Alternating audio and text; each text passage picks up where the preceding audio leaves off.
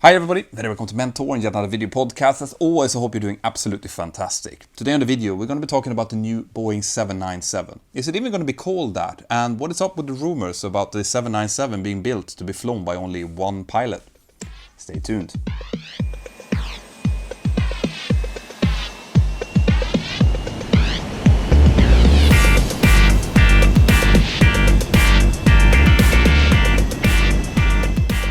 So, there's been a lot of rumors regarding the upcoming Paris Air Show and the fact that Boeing might be announcing their new NMA, their new mid-sized aircraft.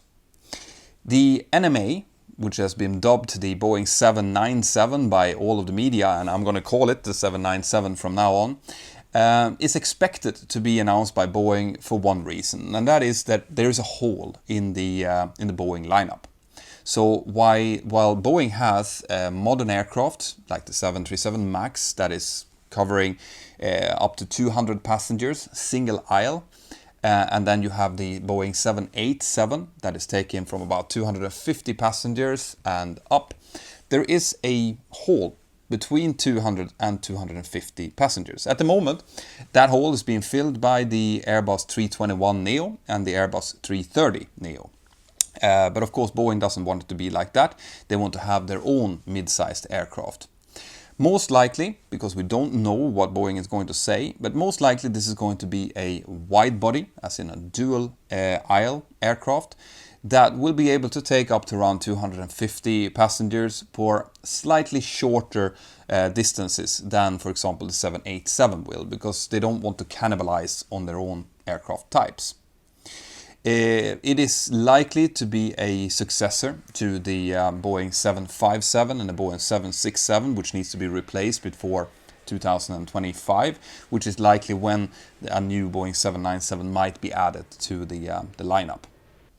So, a new Boeing 797 are likely to be able to use all of the new technology that Boeing has amassed and used during the last few decades. So, for example, the use of composites and the fantastic aerodynamics that the 787 has, together with the great improvements in engine technology that you have on both the 737 MAX and on the 787 family. All of this is likely to be incorporated into the 797 in order to make it as efficient as possible.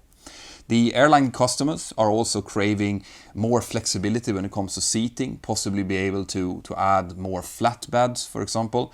But on top of that, there has been rumors and persistent rumors from both Boeing and other experts in the industry that Boeing is looking into developing a single pilot system for the 797. Now, is there any truth to that? Well, first of all, we need to understand why Boeing would be looking at that in the first place. So, like it was when they cut away the flight engineer, because we used to have 3 pilots in the cockpit, when you take away one flight crew member, it means an enormous saving for the airlines. So there's less salary, obviously, to be paid, but also smaller pilot group will mean less training, less simulators needed. So we're talking savings of tens of millions of euros or dollars every year.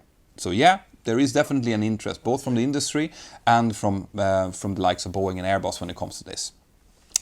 There's also been talks about added safety in the form of if you have some kind of remote control capability of the aircraft, well then disasters like the Helios disaster, where both pilots were incapacitated because of pressurization change, could be avoided. But then there are downsides. So I'm going to give you 3 different reasons why this is both a bad idea at the moment and possibly not even doable. So the first problem that they are going to come up against is regulation. There are very, very specific regulations for when there are needed 2 pilots in order to fly an aircraft. First of all, the regulators like the FAA and the EASA are looking at what does the manufacturer say. So if the manufacturer says that this is a complex aircraft, it needs to be flown by 2 pilots, well then it will be certified to be flown by 2 pilots. If Boeing would come in and say, actually, we have now solved that, it is a single pilot aircraft, well then there are other regulations in there. There are slightly differences between EASA and FAA, but generally speaking, turbojet aircraft tend to need to be flown by 2 pilots. There are some exceptions to that, mainly small business jets, but mostly turbojet aircraft flown by 2 pilots. On top of that, you have regulations like in the United States, where a aircraft has a maximum takeoff weight of more than 12,500 pounds, which is 5,700 kilos. Then you also need to have 2 pilots. And on top of that, there are things like how many passengers can it take. The EASA stipulates that if you have a turboprop aircraft, for example, that seats more than 9 passengers, well then you also need to have 2 pilots. So while it might look like an easy task just to change those regulations, it is actually not that simple. Because what we're talking about here is a safety critical system. A pilot is a part of a 2-part safety critical system. If a pilot would become incapacitated today, if I'm out flying and my colleague would become ill, then I would be required to stipulate a mayday, because it's considered an emergency and we have to land at the closest available airport. That is because it's safety critical, and any time that you want to change from a redundant safety critical system, you need to show to every authority that this is absolutely safe to do. We've seen during the last few months how important redundancy, as in depending on 2 or more systems, is. So in order for a change like that to happen, it is likely going to be preceded by several years of intense testing, where you test all type of conceivable situations that might occur and make sure that the system is resilient and can work with that. All right, so that's regulation. Now, number 2, which is probably the real kicker here, is simply technology. So if you are going to take away one of the pilots out of the cockpit, it needs to be some kind of technology in force in order to monitor the remaining pilot, both the fact, how they're working, if what they're doing is correct, and also system performance. You need to be able to alert the remaining pilot. So at the moment, that is not doable with the existing automation systems that we have. You are likely looking at some type of artificial intelligence. And artificial intelligence to that level is not available yet. On top of that, the way that Boeing has explained that this would work is not by just removing the second pilot. No, that second pilot will be replaced by some kind of ground-based pilot or flight dispatcher, which would be sitting in a ground control center somewhere, monitoring many different flights, so that during low workload periods of flight, that one dispatcher could then look at maybe 10, 15 different flights and make sure that everything is going according to plan. And if something would happen to one of these aircraft, let's say that it would have some type of emergency, well then that flight dispatcher could go in and focus all of the attention on that aircraft and helping the remaining pilot out. So that way you would kind of get back some of this 2-pilot CRM part of it. Okay. Now, there are some problems with that. Okay. First of all, you need to have a technical system in force which will make sure that the pilot on the ground can control the aircraft on the other side of the world. Now, obviously, these systems they already exist.